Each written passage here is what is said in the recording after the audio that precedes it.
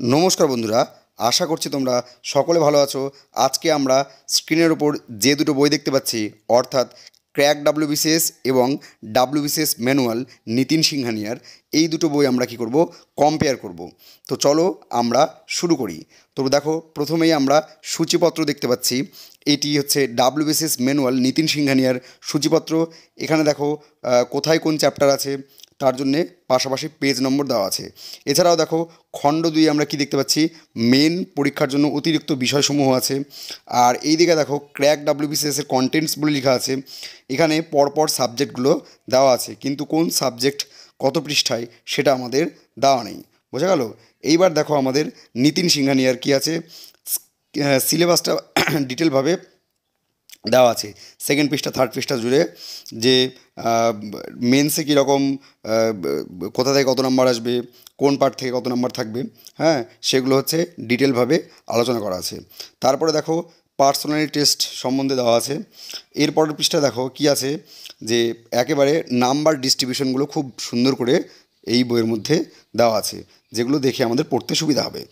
এইবার দেখো আমরা যদি ক্র্যাক ডাব্লিউবিসিএসের স্কিম অ্যান্ড সিলেবাস নিয়ে দেখি, তাহলে দেখো প্রথম পাতা জুড়ে আমাদের কী আছে, প্রিলিমিনারি আছে পরীক্ষা, তারপরে হচ্ছে নিচের দিকে মেন্স, এবং পরের পাতায় আবার ওই আগের বইয়ের মতো সেম টু সেম এখানেও কী করা আছে, নম্বর ডিস্ট্রিবিউশন খুব ভালো করে দেখানো আছে। বোঝা গেল? এরপর দেখো আমরা নিতিন সিংহানিয়ার যে বইটি আছে সেখানে যদি দেখি, তাহলে দেখতে পাবো আমাদের সাম্প্রতিক ঘটনাবলী দেওয়া আছে পরপর অনেকগুলো পৃষ্ঠা জুড়ে। তোমরা চাইলে এগুলো পড়তে পারো, তবে আমার মনে হয় কারেন্ট অ্যাফেয়ার্সের জন্য বিভিন্ন যে ম্যাগাজিনগুলো পাওয়া যায় সেখান থেকে আমরা যদি নিজেরা নোট বানিয়ে পড়ি তবে বেশি ভালো হবে। তো যাই হোক, এই বইয়ের মধ্যে প্রচুর দেওয়া আছে। প্রথমেই একদম শুরুতেই অনেকগুলো কারেন্ট অ্যাফেয়ার্স দেওয়া আছে, তো বিস্তারিত আলোচনাও করা আছে। তোমরা দেখতে পাচ্ছ এখানে বিভিন্ন অ্যাপ বলেছে। আবার ডান দিকে দেখো পুরস্কার বলে 73তম একাডেমি পুরস্কার। তো এই সব যেগুলো কারেন্ট অ্যাফেয়ার্স ভালো ভালো, সেগুলো এই বইয়ে বেশ সুন্দর করেই দেওয়া আছে। তোমরা চাইলে এগুলো পড়তে পারো। বোঝা গেল? এরপর আমরা বিভিন্ন সাবজেক্টগুলো তুলনা করি, যে কোন বইয়ে কীরকম আছে আমরা দেখি। তো প্রথমে আমরা ইতিহাস দেখে নিই। তোমরা স্ক্রিনের উপর যেটা দেখতে পাচ্ছ সিন্ধু সভ্যতা, সেটা হচ্ছে ডাব্লিউবিসিএস ম্যানুয়াল নিতিন সিংহানিয়ার। এইখানে লেখাগুলো বেশ বড় বড়, পরীক্ষার্থী যারা থাকবে তাদের পড়তে সুবিধা হবে। ক্র্যাক ডাব্লিউবিসিএসে লেখাগুলো বেশ ছোট ছোট, কিন্তু এই ডাব্লিউবিসিএস ম্যানুয়ালে লেখাগুলো কী আছে, বড় বড় আছে। আর এখানে দেখো, এখানে আমাদের যে প্রাচীন ভারতের ইতিহাসটা সেটা পরপর দেওয়া আছে। চ্যাপ্টার ওয়াইজ ভাগ করা নেই। যেমন সিন্ধু সভ্যতা বলে আলাদা চ্যাপ্টার থাকবে, সেরকম কোনো চ্যাপ্টার নেই। তোমরা দেখতে পাচ্ছ এই সিন্ধু সভ্যতার এখানে পত্তন, তারপরে দেখো বৈদিক যুগ শুরু হয়ে যাবে। আর এটা হচ্ছে আমাদের ক্র্যাক ডাব্লিউবিসিএসের সিন্ধু সভ্যতা। দেখো এখানকার লেখাগুলো মানে বেশ ছোট ছোট, হ্যাঁ, ম্যানুয়াল ডাব্লিউবিসিএস যে ম্যানুয়াল আছে তার থেকে এখানে লেখাগুলো বেশ ছোট ছোট, কিন্তু এখানে আমার মনে হয় নিতিন সিংহানিয়ার থেকে অনেক বেশি পরিমাণে ইনফরমেশান দেওয়া আছে। তো বোঝা গেল? আর একটা কথা, যে ক্র্যাক ডাব্লিউবিসিএস এখানে পরপর প্রাচীন ভারতের ইতিহাস পরপর একেবারে দেওয়া নেই, মানে চ্যাপ্টার ওয়াইজ ভাগ ভাগ করে দেওয়া আছে। যেমন সিন্ধু সভ্যতা আছে, তারপরে সিন্ধু সভ্যতার পরে এই যে সিন্ধু সভ্যতা এবং বৈদিক যুগ মিলে এরা হচ্ছে একটা চ্যাপ্টার করেছে, এবং এই চ্যাপ্টারের শেষে এই প্রিভিয়াস ইয়ারের যে ডাব্লিউবিসিএস এবং আইএএসে যেগুলো কোশ্চেন এসেছিলো সেগুলো এগুলো সুন্দর করে দেওয়া আছে। প্রথমে প্রিলিমিনারি দেওয়া আছে, তারপরে ডাব্লিউবিসিএস মেন্সের দেওয়া আছে, তারপরে হচ্ছে আইএএস প্রিলিমিনারির দেওয়া আছে। বোঝা গেল? তো ইতিহাস আমার মনে হয় ক্র্যাক ডাব্লিউবিসিএসে অনেক বেশি ইনফরমেশান দেওয়া আছে। তাছাড়াও ক্র্যাক ডাব্লিউবিসিএসে বিভিন্ন চ্যাপ্টার ভাগ করে দেওয়া আছে, কিন্তু তোমরা দেখতে পাচ্ছ এখানে যে ডাব্লিউবিসিএস ম্যানুয়ালে দেখো তোমরা একদম পরপর, মানে প্রাচীন ভারতটা গোটাটাই দেওয়ার পর এরা কী করেছে, প্রাচীন ভারতটা গোটাটা একবার দিয়েছে, দেওয়ার পরে তারপরে হচ্ছে ওরা প্রাচীন ভারতের এই যে বিগত বছরের যে প্রশ্ন সেগুলো একেবারে দিয়েছে। তো ক্যান্ডিডেটদের একটু হতে পারে যে চ্যাপ্টারগুলো যদি ভাগ ভাগ করে দেওয়া থাকতো তাহলে খুব ভালো হতো। তবে ডাব্লিউবিসিএস ম্যানুয়ালের লেখাগুলো একটু বড় বড়, তাই আমাদের কী হবে, পড়তে একটু সুবিধা হবে। এরপর ভারতের জাতীয় আন্দোলন, এই যে বিষয়টি আছে তার উপর দেখব দেখো ডাব্লিউবিসিএস ম্যানুয়ালে ভারতের জাতীয় আন্দোলন বলে শুরু করে দিয়েছে, হ্যাঁ, যে সূচিপত্র দেয়নি, কিন্তু দেখো এখানে ক্র্যাক ডাব্লিউবিসিএসে সূচিপত্র দিয়েছে, অর্থাৎ এরা চ্যাপ্টার ভাগ করে দিয়েছে, আর ম্যানুয়াল কী করেছে, চ্যাপ্টার ভাগ করেনি, একেবারে ভারতের জাতীয় আন্দোলন দিয়েছে। দেখো তোমরা পৃষ্ঠার পর পৃষ্ঠা দেখতে পাচ্ছ, আছে ইনফরমেশন বেশ ভালোই, কিন্তু এরা চ্যাপ্টার ওয়াইজ ভাগ করেনি, একেবারে পুরো ভারতের জাতীয় আন্দোলন সম্বন্ধে ইনফরমেশন দিয়ে তারপরে বিগত বছরের কোশ্চেনগুলো এরা দিয়েছে। তো দেখো তোমরা দেখতে পাচ্ছ মহাবিদ্রোহের কারণ, মহাবিদ্রোহের প্রভাব, তারপরে বিভিন্ন গভর্নর জেনারেল সমূহ। এদিকে দেখো এবার ক্র্যাক ডাব্লিউবিসিএসে চ্যাপ্টার অধ্যায় 1 বলে দিয়েছে কৃষক বিদ্রোহ, মহাবিদ্রোহ, ঠিক আছে, মানে বিভিন্ন ধরনের কৃষক বিদ্রোহটা প্রথম চ্যাপ্টার দিয়েছে। এর পরের চ্যাপ্টার হচ্ছে দেখো অধ্যায় 2 মহাবিদ্রোহ। তো কৃষক বিদ্রোহ যে চ্যাপ্টারটা, তার উপরে এরা কী করেছে, প্রিভিয়াস ইয়ারের যে কোশ্চেনগুলো হয় সেগুলো এরা দিয়েছে। এরপরে 2 নম্বর চ্যাপ্টার হচ্ছে মহাবিদ্রোহ, এখান থেকে প্রথমে ইনফরমেশান দিয়ে তারপরে এরা প্রিভিয়াস ইয়ারের যে কোশ্চেনগুলো এসছে সেগুলো দিয়েছে। এরপরে দেখো 3 নম্বর অধ্যায়, এরকম করে ক্র্যাকে ভাগ করে দেওয়া আছে। এরপর আমরা ভূগোল নিয়ে আলোচনা করব যে কোন বইয়ে ভূগোল কীরকম আছে। তো দেখো ভারতের ভূগোল বলে এরা শুরু করেছে, তো এরা ডাব্লিউবিসিএস ম্যানুয়ালে দেওয়া নেই, সূচিপত্র দেওয়া নেই, চ্যাপ্টার ওয়াইজ ভাগ করা নেই। আর ক্র্যাক ডাব্লিউবিসিএসে দেখো চ্যাপ্টার ওয়াইজ বেশ ভালো ভালো করে ভাগ করে দেওয়া আছে। এবারে দেখো ডাব্লিউবিসিএস ম্যানুয়ালে ভারতের যে ভূপ্রকৃতি সেটা প্রথম অধ্যায়, কিন্তু প্রথমে সূচিপত্রে ভাগ করে দেয়নি ওরা। তো যাই হোক, দেখো এখানে হিমালয় পর্বতমালা দিয়েছে, মানে ভূপ্রকৃতির যে বিভিন্ন ভাগগুলো আছে। তো উত্তরের সমভূমি অঞ্চল, এরপরে দেখো এরপরে এরা এই ভূগোলে এরা ভাগ করেছে ঠিকই, যে প্রথমে ভূপ্রকৃতি দিয়েছে, তারপর জলবায়ু দিয়েছে, কিন্তু সেটা সূচিপত্রে লিখে দেয়নি যে কোন পেজে কোনটা থাকবে। তো দেখো এরা এই প্রথমে ভূপ্রকৃতি থেকে বিগত বছরের যে প্রশ্নগুলো সেগুলো এরা দিয়েছে। তারপরে হচ্ছে এরা কী করবে, এরা তারপরে দেখো এই নির্গমন প্রণালী বলে বিভিন্ন যে নদ নদীগুলো আছে, ভারতের নদ নদীগুলো, সেগুলো হচ্ছে আলোচনা করেছে, এবং তারপরে এই নদী থেকে যে বিগত বছরে যে কোশ্চেনগুলো এসেছিলো সেগুলো দিয়েছে। এবার আমরা দেখি ক্র্যাক ডাব্লিউবিসিএসে দেখো সূচিপত্রে ভাগ করে দিয়েছে। এরপরে দেখো ভারতের প্রতিবেশী দেশসমূহগুলো প্রথমে ওরা আলোচনা করেছে, এবং সেখান থেকে কি করেছে ওরা বিগত বছরে যে কোশ্চেনগুলো এসেছিলো সেগুলো দিয়েছে। দেখো তোমরা দেখতে পাচ্ছ বিভিন্ন যে প্রতিবেশী দেশগুলো বা বিভিন্ন বাউন্ডারিগুলো সেগুলো এখানে দেওয়া আছে। তারপরে হায়েস্ট পপুলেশনওয়ালা স্টেট কোনটা সেগুলো দিয়েছে। দেওয়াটার পর তারপরে ওরা কী করেছে, প্রিভিয়াস ইয়ারের কোশ্চেনগুলো দিয়েছে যেগুলো ডাব্লিউবিসিএস এবং আইএসএ এসেছিলো, ঠিক আছে। দেখো এই 2-3 পাতা জুড়ে ওরা কোশ্চেনগুলো দিয়েছে, যে প্রতিবেশী দেশ সমূহ থেকে কী কী কোশ্চেন এসেছিলো। এরপর দেখো ভারতের 2 নম্বর অধ্যায় কী হচ্ছে, ভারতের ভূপ্রকৃতি শুরু হচ্ছে। ভূপ্রকৃতিতে দেখো প্রথমে এরা ভারতের যে ভৌগোলিক গঠন তার ইতিহাসটা প্রথম পাতায় আলোচনা করেছে। এরপরে ভারতের ভূপ্রকৃতির বিভাগগুলো নিয়ে আলোচনা করেছে। তারপরে পৃষ্ঠায় দেখো ম্যাপ দিয়েছে, ম্যাপ দিয়ে 1, 2, 3, 4 করে কোনটা কোথায় আছে সেগুলো দিয়েছে। দেখো এখানে ইনফরমেশানগুলো বেশ ছোটো ছোটো করে দেওয়া আছে, কিন্তু অনেকটাই দেওয়া আছে। বিভিন্ন ম্যাপ ট্যাপ অঙ্কন করে কোথায় হিমালয়, কোথায় ডেকান ট্র্যাপ, কোথায় হচ্ছে উত্তরের সমভূমি, এগুলো দিয়েছে একদম বেশ ভালো করে। তারপরে আবার চার্ট করে দেওয়া আছে, চার্ট করে কী দেওয়া আছে, বিভিন্ন গিরিপথের নামগুলি দেওয়া আছে। তারপরে ভারতের ভূপ্রাকৃতিক যে বিভাগগুলো সেগুলো নিয়ে আলোচনা করেছে। তো দেখো বেশ বিস্তর আলোচনা করেছে, হ্যাঁ, তো বোঝাই যাচ্ছে যে এখানে ইনফরমেশান বেশি আছে। এরপরে হচ্ছে এগুলো দেওয়ার পর এরা কী করেছে, যে প্রিভিয়াস ইয়ারে যে ভূপ্রাকৃতিক বিভাগ থেকে যে কোশ্চেনগুলো ডাব্লিউবিসিএস এবং আইএসএ এসেছিলো সেগুলো এরা সুন্দর করে দিয়েছে। প্রথমে প্রিলিমসের দিয়েছে, তারপর ডাব্লিউবিসিএস মেন্সের দিয়েছে, তারপরে হচ্ছে আইএএস প্রিলিমসে যেগুলো এসেছিলো সেগুলো দিয়েছে। বোঝা গেল?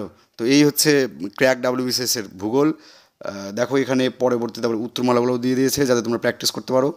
তারপরে দেখো ভারতের সংবিধান আলোচনা করবো এবার আমরা। তো প্রথমে আমরা দেখি ডাব্লিউবিসিএস ম্যানুয়ালে কীরকম ভারতের সংবিধান দেওয়া আছে। তো ভারতের সংবিধানেও এখানেও ক্র্যাক ডাব্লিউবিসিএসে যেভাবে চ্যাপ্টার ওয়াইজ দেওয়া আছে, নীতিন সিংহা নিয়ে সেভাবে চ্যাপ্টার ওয়াইজ দেওয়া নেই। এরা একেবারে আলোচনা করার পর শেষে গিয়ে হচ্ছে ভারতীয় সংবিধানের বিভিন্ন যে কোশ্চেনগুলো এতদিন পর্যন্ত এসেছিলো সেগুলো দিয়েছে। তো দেখো ভারতীয় সংবিধানের বৈশিষ্ট্য, তারপরে বিভিন্ন যে স্কেডিউলগুলো আছে সেগুলো আলোচনা করেছে। তারপরে দেখো সংবিধানের বিভিন্ন অধ্যায়সমূহ যে পার্টগুলো আছে সেগুলো এরা আলোচনা করেছে। এরপরে দেখো ইউনিয়ন ও তার ভূখণ্ড। তো তো এখানে যেমন ইয়ে করে দেওয়া নেই, চ্যাপ্টার ওয়াইজ ভাগ করা নেই, যেমন তারপর নাগরিকত্ব এর আলোচনা করেছে। তো এগুলোই আবার ক্র্যাক ডাব্লিউবিসিএসে কি এক একটা করে চ্যাপ্টার করেছে, এক একটা করে চ্যাপ্টার করে সেগুলো নিয়ে আলোচনা করেছে, এবং তারপরে ওরা যেমন সিটিজেনশিপ বা নাগরিকত্ব থেকে যে কোশ্চেনগুলো এসেছিলো সেগুলো ওরা দিয়েছে। তো নিতিন সিংহানিয়া তা করেনি। নিতিন সিংহানিয়া প্রথমে আগে হচ্ছে একেবারে পুরো যে ইয়েটা আছে, কি সংবিধান আছে, তা পুরোটা আলোচনা করার পর তারপরে তোমরা দেখতে পাচ্ছ এই যে বিভিন্ন রাষ্ট্রপতি মৌলিক কর্তব্য, তারপরে আইন সংক্রান্ত ক্ষমতা, কূটনৈতিক ক্ষমতা, সামরিক ক্ষমতা, এরা একেবারে আলোচনা করেছে। করার পর তারপরে ওরা হচ্ছে প্রিভিয়াস ইয়ারের কোশ্চেনগুলো দিয়েছে। এবার দেখো ক্র্যাক ডাব্লিউবিসিএসের ভারতের সংবিধান, এখানে এরা চ্যাপ্টার ওয়াইজ সুন্দর করে ভাগ করে দিয়ে পেজ নম্বরগুলো লিখে দিয়েছে। তারপরে দেখো প্রথম চ্যাপ্টার শুরু হচ্ছে ভারতের সংবিধানের পটভূমি রচনা যে চ্যাপ্টার সে এবং গণপরিষদ। তো এটা প্রথম চ্যাপ্টার। এরা সুন্দর করে বিভিন্ন অ্যাক্টগুলো আলোচনা করেছে। আলোচনা করার পর তারপরে ওরা আস্তে আস্তে গণপরিষদে গেছে। তারপরে বিভিন্ন গণপরিষদের যে মন্ত্রিসভা ছিল সেখানকার নামগুলো চার্ট আকারে দিয়েছে। এরপরে এই চ্যাপ্টার থেকে এতদিন পর্যন্ত যে ডাব্লিউবিসিএসে বা এসে যে কোশ্চেনগুলো এসেছিলো সেগুলো আলোচনা করেছে। এরপরে দেখো 2 নম্বর চ্যাপ্টার কী করেছে এরা, সংবিধান রচনা। সংবিধান রচনা এইখান থেকেও যে প্রিভিয়াস ইয়ারের কোশ্চেনগুলো এসেছিলো এগুলো এরা আলোচনা করেছে। তারপরে হচ্ছে 3 নম্বর চ্যাপ্টার শুরু হচ্ছে ভারতীয় সংবিধানের বৈশিষ্ট্য এবং প্রস্তাবনা। এখানকার মধ্যে এরা বেশ সুন্দর করে আলোচনা করার পর তারপরে এখান থেকে ওরা হচ্ছে কোশ্চেনগুলো দিয়েছে। বোঝা গেল? দেখো এখানে দেখতে পাচ্ছ তোমরা প্রিভিয়াস ইয়ার কোশ্চেন বলে এখানে লেখা আছে। এই যে এইদিকে ডান দিকে দেখো প্রিভিয়াস ইয়ার কোশ্চেন। তো চ্যাপ্টার ওয়াইজ ভাগ করে দিয়েছে। তো আমার এই সংবিধানও মনে হয় যে ক্র্যাক ডাব্লিউবিসিএসে বেশি একটু ইনফরমেশান আছে নিতিন সিংহানিয়ার থেকে।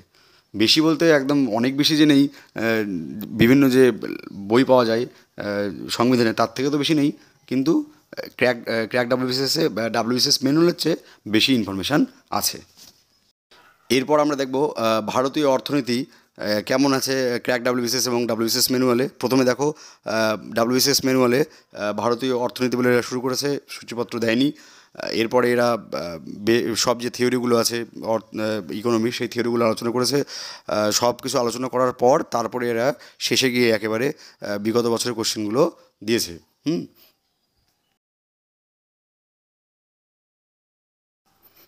এরপর দেখো আমরা যদি হচ্ছে ক্র্যাক ডাব্লিউবিসিএসে দেখি, তো সেখানে প্রথমে এরা সূচিপত্রে বেশ সুন্দর করে ভাগ করে দিয়েছে। তারপরে চ্যাপ্টার 1 শুরু করছে স্ট্রাকচার অফ ইন্ডিয়ান ইকোনমি। তো এখান থেকে গুরুত্বপূর্ণ বিষয়গুলো আলোচনা করার পর এরা এই চ্যাপ্টারে কী করেছে, বিগত যে বছরগুলিতে এখান থেকে যে সব প্রশ্নগুলো এসেছিলো সেগুলো এরা এখানে আলোচনা করেছে। তো ক্র্যাক ডাব্লিউবিসিএসে যেহেতু চ্যাপ্টার ওয়াইজ ভাগ করা আছে, তাই এখানে ইনফরমেশান একটু হলেও ডাব্লিউবিসিএস ম্যানুয়ালের চেয়ে বেশি থাকবে। বোঝা গেল? এরপর আমরা হচ্ছে সাধারণ বিজ্ঞান দেখব। প্রথমে আমরা দেখি ডাব্লিউবিসিএস ম্যানুয়ালে দেখো সাধারণ বিজ্ঞান পদার্থবিদ্যা বলে এরা শুরু করেছে। এখানে এরা চ্যাপ্টার ভাগ করে দেয়নি। তো এরা প্রথমে ফিজিক্স নিয়ে পুরোটা আলোচনা করার পর তারপরে কী করেছে এরা, দেখো ভৌত রাশি, একক, তারপরে ভেক্টর রাশি, ত্বরণ, সরণ, কার্যক্ষমতা, শক্তি, তো এগুলো আলাদা করে চ্যাপ্টার করে দেয়নি। প্রথমে এরা হচ্ছে এগুলো নিয়ে আলোচনা করেছে। তারপরে একেবারে বিগত বছরের যে প্রশ্নগুলো 2021, দেখো 2021 এখানে আছে। তারপরের পৃষ্ঠায় আছে কি 2020। তারপরে হচ্ছে এরপরের পৃষ্ঠায় দেখো, দাঁড়াও, এরপরের পৃষ্ঠায় দেখো কত আছে, 2019, 2018, এরকম করে এরা বিগত বছরের কোশ্চেনগুলো এখানে দিয়েছে, প্রিলিমসে যেগুলো এসেছিলো।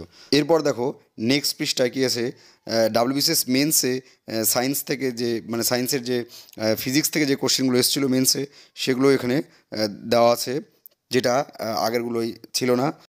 এরপর দেখো ক্র্যাক ডাব্লিউবিসিএসে প্রথমে পদার্থবিদ্যা বলে চ্যাপ্টার ওয়াইজ ভাগ করেছে, আগের মতোই এখানেও চ্যাপ্টার ওয়াইজ ভাগ করে এরা প্রত্যেকটা চ্যাপ্টার থেকে যে কোশ্চেনগুলো প্রিভিয়াস ইয়ারে এসেছিলো। দেখো প্রথমে চ্যাপ্টার পরিমাপের একক এবং পদ্ধতি, তো এগুলো এই চ্যাপ্টারটা নিয়ে প্রথমে আলোচনা করেছে এরা। তারপরে আলোচনা করার পর দেখো এই যে এখানে প্রিভিয়াস ইয়ারের কোশ্চেনগুলো দিয়েছে, যেগুলো গত মানে এতদিন পর্যন্ত এই চ্যাপ্টার থেকে এসেছিলো।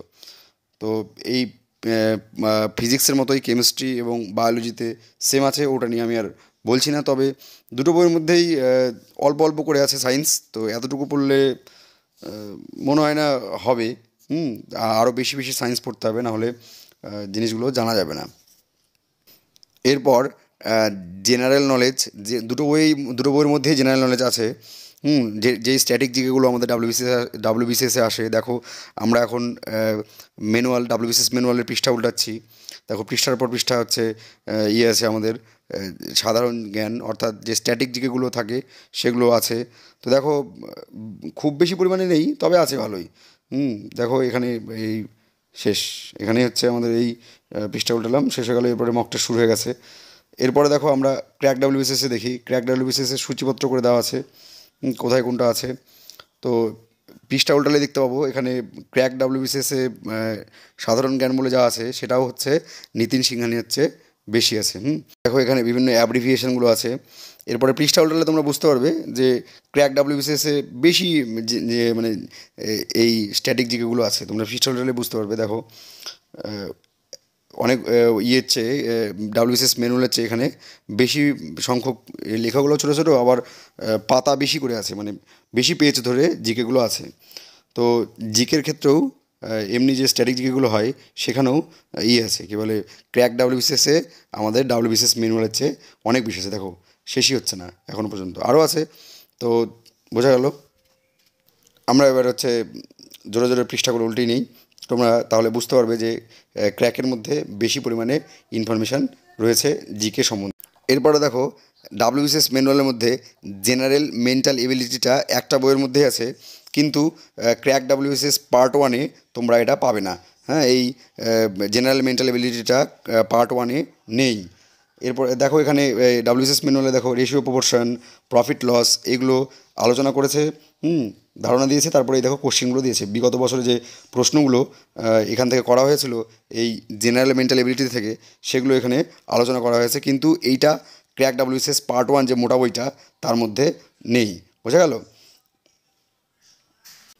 এরপর দেখো ডাব্লিউবিসিএস ম্যানুয়ালের মধ্যে খণ্ড 2 বলে মেন পরীক্ষার জন্যে পরিবেশবিদ্যা, এনভায়রনমেন্টাল সায়েন্স বেশ ভালো করে দেওয়া আছে। তোমরা এটা ক্র্যাক ডাব্লিউবিসিএস পার্ট 2 যে বইটা সেখানে পাবে, কিন্তু তোমরা পার্ট 1-এ মোটা বইটার মধ্যে এটা পাবে না। কিন্তু ডাব্লিউবিসিএস যে ম্যানুয়াল তার মধ্যে ওরা অতিরিক্তভাবে সংযোজন করেছে। প্রথমে পরিবেশবিদ্যা দিয়েছে, এরপরে দেখো এই যে কোশ্চেনগুলো, বিগত বছরের যে কোশ্চেনগুলো ছিল সেগুলো মেন্সের যে কোশ্চেন পরিবেশবিদ্যা থেকে এসছে সেগুলো তোমরা দেখতে পাচ্ছ এখানে। এরপরে এরা কী করেছে, সায়েন্স অ্যান্ড টেকনোলজি সেটাও এখানে আলোচনা করেছে, যেটা তোমরা ক্র্যাক ডাব্লিউবিসিএস পার্ট 2 বলে যে বইটা আছে সেইখানে পাবে, কিন্তু পার্ট 1-এ এই পরিবেশবিদ্যা বা এই সায়েন্স অ্যান্ড টেকনোলজি এই যে চ্যাপ্টারটা দেখতে পাচ্ছ এটা ডাব্লিউবিসিএস ম্যানুয়ালের যে বই তার মধ্যে পাবে। আর তোমরা ক্র্যাক ডাব্লিউবিসিএসের পার্ট 2 যে বই তার মধ্যে এটা পাবে, কিন্তু পার্ট 1 বইটা আমরা যেটা নিয়ে রিভিউ করছি সেটার মধ্যে এটা নেই। তো নিতিন সিংহানিয়া ডাব্লিউবিসিএস ম্যানুয়ালে পরিবেশবিদ্যাটা খুব ভালো করে আছে, সায়েন্স অ্যান্ড টেকনোলজিটাও ভালো করে আছে। এরপর এরা কম্পিউটার দিয়েছে, কম্পিউটার সচেতনতা এটাও বেশ ভালো করেই দেওয়া আছে। তোমরা দেখতে পাচ্ছ, দেখো বিভিন্ন কম্পিউটারের যে প্রজন্মগুলো প্রথমে আলোচনা করেছে, তারপরে মোবাইল ফোন সম্বন্ধে আলোচনা আছে, ফ্রিকোয়েন্সি ব্র্যান্ড সম্বন্ধে আলোচনা করা আছে। তো আছে মোটামুটি ভালোই আছে এখানে এই সায়েন্স অ্যান্ড কম্পিউটার সম্বন্ধে কী বলে আমাদের ডাব্লিউবিসিএস ম্যানুয়ালে। তারপরে এরা বিগত বছরের প্রশ্ন তোমরা দেখতে পাচ্ছ। এরপর বাকি থাকলো ইংরেজি। তাহলে দেখো তোমরা প্রথমে ডাব্লিউবিসিএসের ম্যানুয়ালের ইংরেজি দেখো সিনোনিমস বলে প্রথম চ্যাপ্টার দেখতে পাচ্ছ তোমরা, প্রচুর পরিমাণে সিনোনিমস। তারপরে দেখো ব্র্যাকেটে ব্র্যাকেটে লেখা আছে যে কবে এসছিল। এরপরে দেখো basic grammar, tense, voice, narration. এরপরে বিগত বছরের কোশ্চেনগুলো আলোচনা করেছে। তো ইংরেজি হবে না, ইংরেজি হচ্ছে তোমাকে আলাদা এক্সট্রা বই নিয়ে পড়তে হবে, না হলে এইখান থেকে ইংরেজি পড়লে হবে না, কারণ খুব কম দেওয়া আছে। তো দেখো এখানে ক্র্যাক ডাব্লিউবিসিএসেও ইংরেজি আছে চ্যাপ্টার ওয়াইজ। প্রথমে দেখো অ্যাপ্রোপ্রিয়েট প্রিপোজিশন, অ্যাপ্রোপ্রিয়েট প্রিপোজিশন দেখো প্রচুর পরিমাণে দিয়েছে। দেওয়ার পর এখান থেকে কী করবে ওরা, দাঁড়াও পৃষ্ঠাটা উল্টে নিই। দেখো দেখতে পাচ্ছ অনেকগুলো অ্যাপ্রোপ্রিয়েট প্রিপোজিশন দিয়েছে। দেওয়ার পর এবার দেখো এই যে প্রিভিয়াস ইয়ারের কোশ্চেন যেগুলো অ্যাপ্রোপ্রিয়েট প্রিপোজিশন থেকে এসেছিলো এগুলো এরা এখানে দিয়েছে। এরপরে দেখো কমন ইডিয়ামস অ্যান্ড ফ্রেজেস, প্রথমে অনেকগুলো ইডিয়ামস আর ফ্রেজেস দিয়েছে। দেওয়ার পর সেখান এই এতদিন পর্যন্ত ডাব্লিউবিসিএস যা এসেছিলো তা এরা আলোচনা করেছে। এরপরে দেখো ওয়ান ওয়ার্ড সাবস্টিটিউশন। তো আমি একটা কথা বলবো, ক্র্যাক ডাব্লিউবিসিএসসি বলো বা ডাব্লিউবিসিএস ম্যানুয়াল বলো, ইংরেজি কিন্তু এখান থেকে পড়লে আমার মনে হয় হবে না। ইংরেজি তোমাকে হচ্ছে আলাদা বই নিয়ে পড়তে হবে। যেমন ইংরেজির জন্য খুব ভালো বই আরিয়ান্টের যে অবজেক্টিভ অবজেক্টিভ জেনারেল ইংলিশ আছে, সেখান থেকে তোমাকে পড়তে হবে। যতই এখানে ক্র্যাক ডাব্লিউবিসিএস বা ডাব্লিউবিসিএস ম্যানুয়ালে থাকুক, তোমাদের ইংরেজি এখান থেকে পড়লে হবে না। তো আশা করবো তোমরা বুঝতে পেরেছো যে কোন বইটা তোমাদের নিতে হবে। তো তোমরা কমেন্ট করো যে তোমাদের কোন বইটা ভালো লাগলো। তো আজকের মতো এ পর্যন্তই, তোমাদের সাথে দেখা হবে আবার নেক্সট ভিডিওতে। ততক্ষণ তোমরা ভালো থাকবে, সুস্থ থাকবে এবং শিখতে